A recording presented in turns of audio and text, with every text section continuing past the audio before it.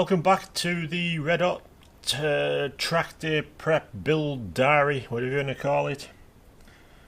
On the last video you saw the car get dynoed at JDM again, and I was more than happy with the results. So that was Saturday, and I did have a little chance to drive it about in the yard on the access roads outside JDM, but they're really rough, so I couldn't really do much apart from try and find a few gears and realise that brakes didn't really work. So on to Sunday, which was Blyton. So the plan for Blyton was to, as per normal, video the journey down and make like a vlog of the day. That idea went out of the window as soon as we had to get up at 4 o'clock in the morning to get there on time. And as soon as we got outside and realised that the first part of the journey was in thick fog, there was no point in doing any filming of the trip down. I tried to do a little bit of filming just as we arrived at Blyton, but the GoPro buggered up, basically. It didn't record anything at all. So that was that. Then it was time to quickly get the car off the trailer and go and get signed in, and then it was time for the driver's briefing, and then immediately after that it was time for the sighting sessions, 3 laps of the track behind the pace car, which was going to be the first time I'd driven it in any sort of shape or fashion really. So I jumped in, and immediately we obvious that it was really hard to find the gears. I was still learning at that point, and also that the brakes didn't work. There was just like nothing. So what we did was, as we went around the sighting laps, I was constantly tweaking the brake bias, turning it left, because that's how we found out it altered the bias towards the front. And the more I did that, the more the brakes started to come. But I mean, I was just turning it and turning it and turning it and trying to steer and whatnot all at the same time. And the plan was to just do those sighting laps, pull in, fix the faults, do that throttle position sensor that I mentioned in the last video, because I found one in here that I had spare, fit that, and then go back out on track and just do a couple laps and come back in, etc, etc. That was the plan anyway. So due to the issues that I'll get to in a second, I didn't really get much filming at all done at Blyton. The idea obviously was to put the camera in the car and get a few laps in. So what we did was basically just wander up and down the pits a couple of times getting some video. So to break this talkie video up, here's the first bit of video as we walked down the pits and the cars came in off the parade lap, which was just after lunch.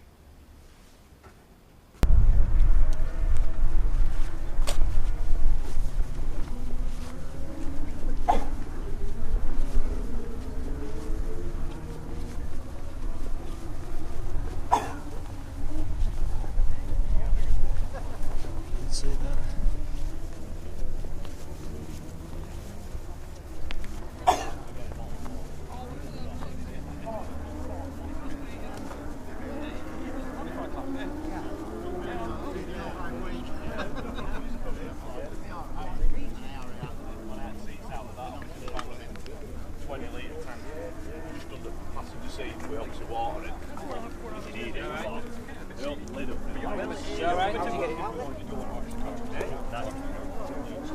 Absolutely not. It's fine, but it's hard to go back. It is. What is so nice about this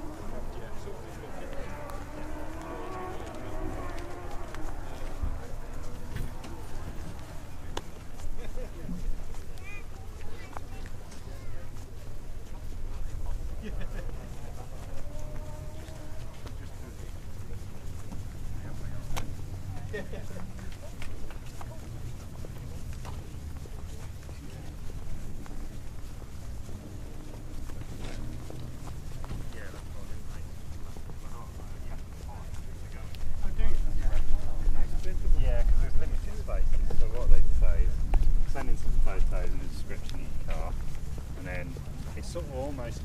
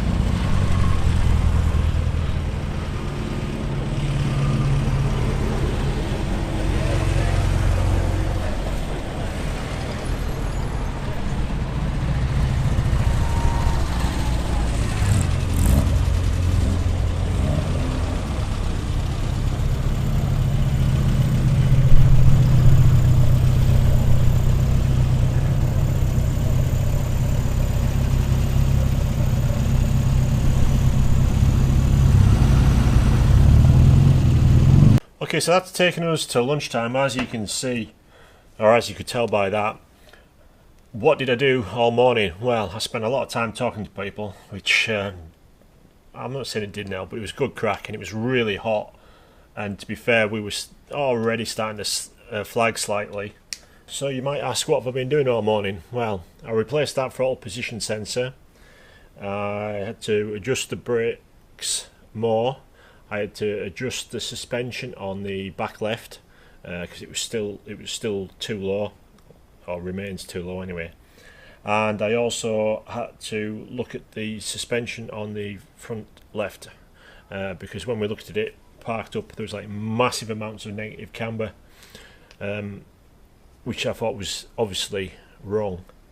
So I basically spent all morning doing that. And then it got close to lunchtime, so we thought we'd go for an early lunch to beat the queues, but everybody else had thought the same. And then it was a proper lunch break, and then it was the parade lap, which you just seen them coming back off. So that meant we didn't really get a chance to go back out until after dinner, and by then, I mean, it was really quiet after dinner because it was just so incredibly hot. I mean, we shouldn't complain about it being nice, but it was absolutely baking. And we were very much suffering from can't be arsed and let's just enjoy the day and look at the nice cars. But in the end we decided to go back out, so Christopher decided he was going to jump in and see how it went. Brave man. Got to the start line, set off in third because I couldn't find first again, which was a bit crap. Got it into second, accelerated away, got it into third, gone down the straight. And then we just got to the bottom end of the straight and went to turn left, and there was an almighty bang, and it sounded like a wheel was coming off or something. It felt really bad. There was massive amounts of vibration. It was horrific. So it was just a case of bang on the hazard lights and then just keep out of the way as much as possible, and then just 10 mile an hour all the way back to the pits, where we tried to diagnose what the problem was, but we couldn't really find anything. That was the weird thing.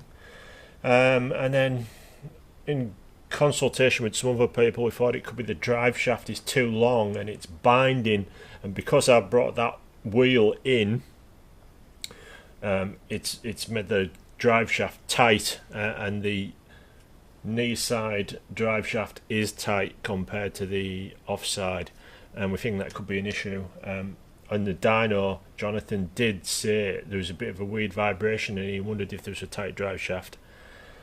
So that's going to be something that we need to look at. And if you can see this list, let's look at the camera. You can sort of see it.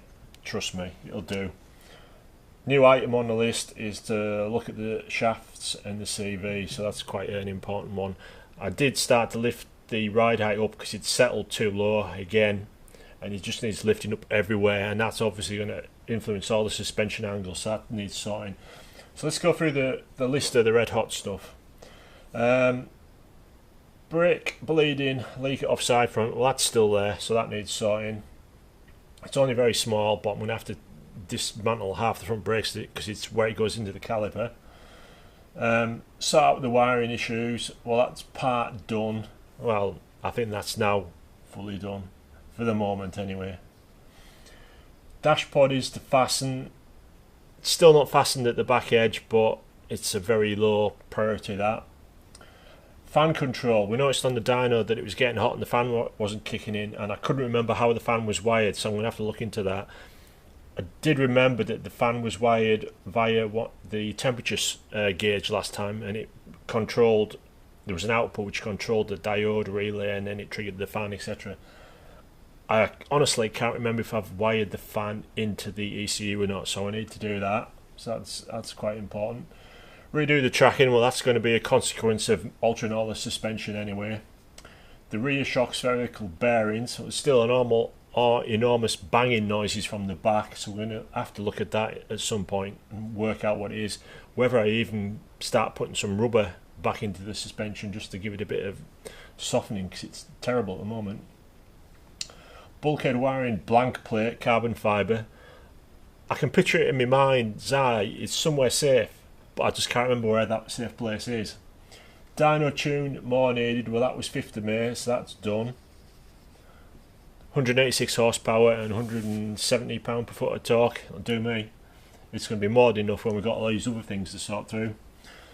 Loose mirrors we fixed, but we did find that the mirrors are absolutely shocking. The lenses appear to be like plastic as opposed to glass, and they're just, the image is like massively distorted. They're absolutely useless basically, so they're going to need replacing. The battery was done, the stack battery in the RMA, that was all completed. Dim dip wiring, ECU coil, rewiring the ECU and the coil worked perfectly. There was no misfires at all in the dyno or on the day. Temperature gauges, we need to move the sender. The sender for the water temp on the stack dash is at the back on the water rail for the throttle bodies, and it needs to be at the front next to the output for the ECU, and there is a little grub screw that I can take out and move it about hopefully, so that should be a relatively easy one. I need to repair the loose exhaust. Still can't get it when it's on the trailer, so it needs to be off the trailer before I can fix that. Speedo repair. Speedo repair is done, but there's a new job now. Set up the speedo because it didn't work at all on the day, and I can't remember how to set it up. Obviously it's been reset with having new software or whatever done to it. The rear boot floor needs securing because it's just wedged in there at the moment.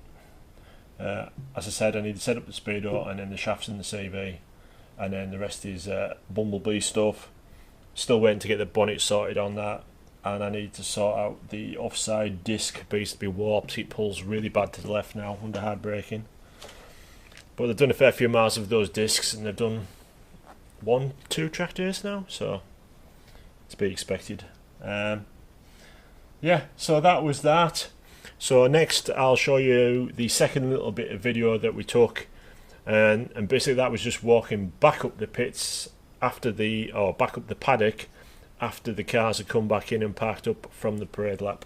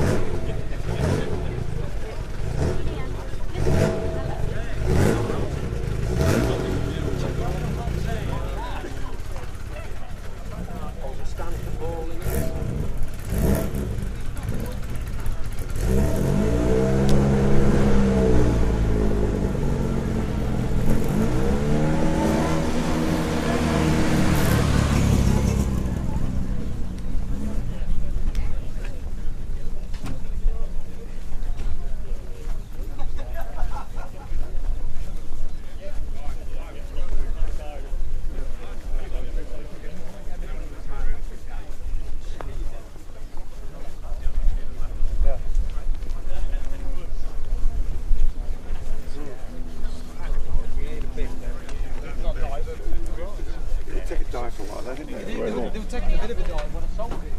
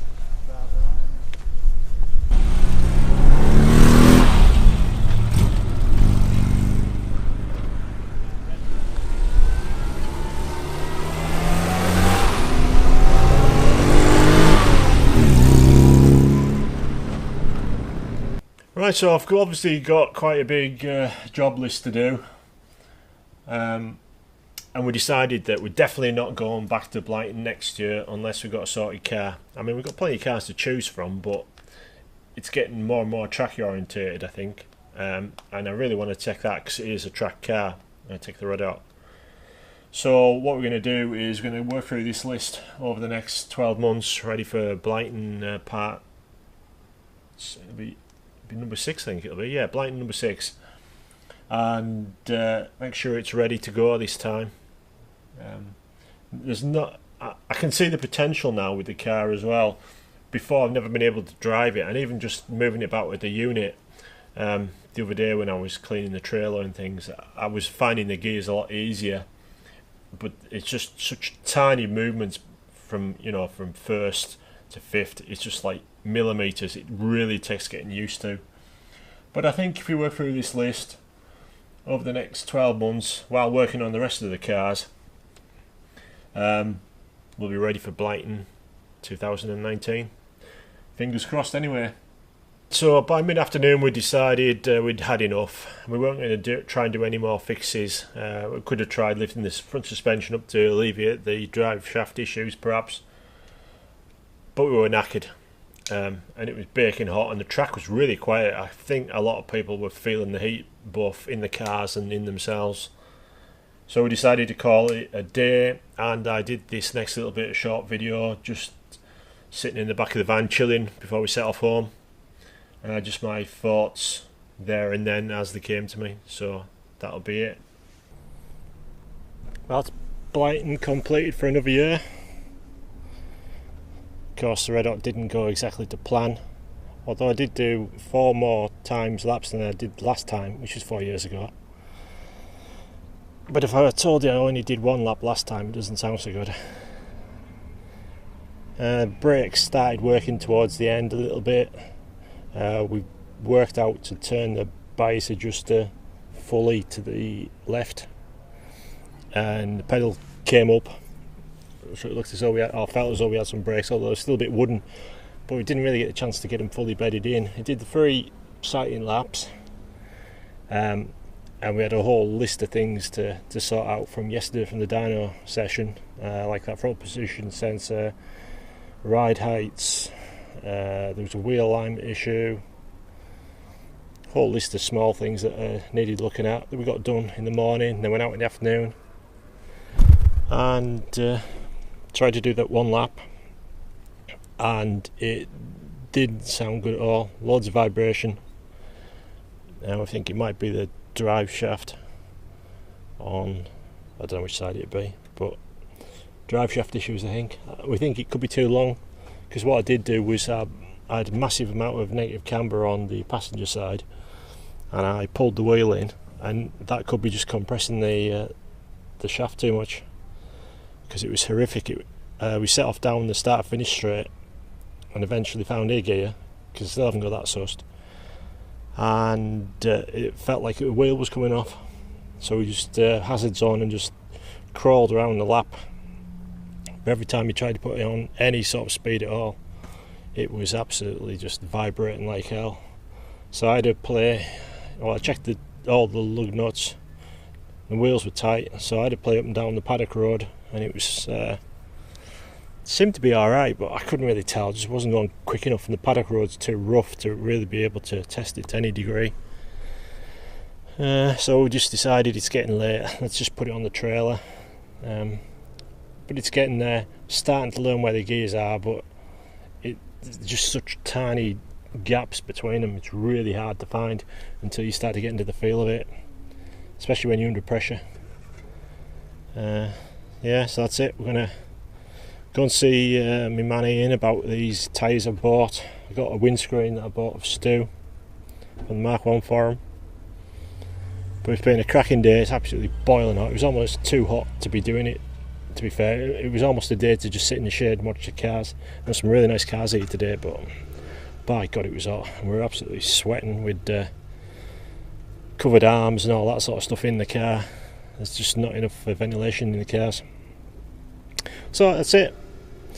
Blyton again for another year, and we're gonna sod off and have the drive home now for 3 hours or whatever it is. As per usual, if you like the videos, subscribe, click the notification bell, fire away with any comments. I don't know what the next video will probably be in Bumblebee when we go to Total Retro, which is next Sunday from now. But I have got the dyno session video to come up before that, so we'll see how it schedules, but there might be a bit of a backlog coming up because there's summer every weekend in May leading through to June, so we'll see how we go.